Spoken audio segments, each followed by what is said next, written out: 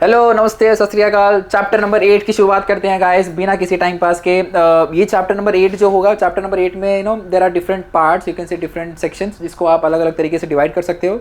सबसे पहला सेक्शन होता है आपका ब्रेन, दूसरा सेक्शन जो होता है वो आपका कान, आई मीन टू से years, and the third section होता है वो आपका ईयर होता है। तो सिस्टमैटिकली हर एक सेक्शंस को अलग अलग पार्ट में डिवाइड करते हैं, और इनफैक्ट उसका मैकेनिज्म, मतलब उसको आपको अगर याद करना हो, क्योंकि देखो अभी चैप्टर नंबर 8 तक अगर आप पहुंच चुके हो, सारी चीज़ें पढ़ने से अच्छा है कुछ चीज़ें पढ़ लो जो एग्जाम्स में मोस्ट ऑफन पूछा जाता है। आई रिपीट, मोस्ट ऑफन पूछा जाता है, ठीक है। तो मोस्ट ऑफन करने के लिए सबसे पहले I give you a brief idea about years. Brief तो नहीं, but I can say short में बताना, जैसे आजकल की स्टोरीज होती हैं। जो स्टोरी होगी, आई मीन टू से जो आपका ईयर का मैकेनिज्म होगा, ईयर का मैकेनिज्म किस तरीके से होता है। So let's begin with it and let's make it very simple. मतलब आपको मैं पॉइंट्स बता दूंगा, वही पॉइंट्स लिखकर आपको उसको मेमोराइज करना है। समझाने का काम मेरा, मेमोराइज करने का काम आपका, ठीक है। So let's start guys. सो सबसे पहले आपके ईयर का फंक्शनिंग मैंने बोला था। ईयर यहाँ पे होता है कान, कान कान, ठीक है। कान क क क क माने कबूतर, ठीक है। तो कान सबसे पहले आपका जो होता है साउंड वेव्स होते हैं, ठीक है। तो आप लोग सुनते हो, that's basically coming from the wave form, या वो जो आप रिसीव करते हो that's basically received in the wave form.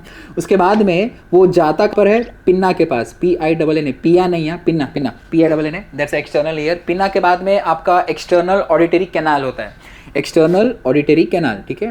EXTERNAL auditory CANAL।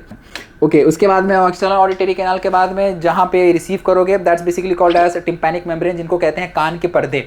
आंखों के पर्दे नहीं, कान के पर्दे, दैट्स कॉल्ड एज टिम्पैनिक, ठीक है। टिम्पैनिक मेम्ब्रेन, याद रखना, टिम्पैनिक, टिम को पैनिक हुआ जिसकी वजह से उसने एक मेम्ब्रेन बनाया, that's called as tympanic membrane. इसको हम लोग पर्दे भी कह सकते हैं, या ear drums. If you don't recollected, वो एक पिक्चर का डायलॉग था ना कि my ear drums are playing drums. So basically they are talking about the tympanic membrane over here. Tympanic membrane हो गया। टिम्पैनिक मेम्ब्रेन के बाद में आगे जब जाएगा वो that becomes year ossicles. Ear ossicles के बाद में ओवल विंडो।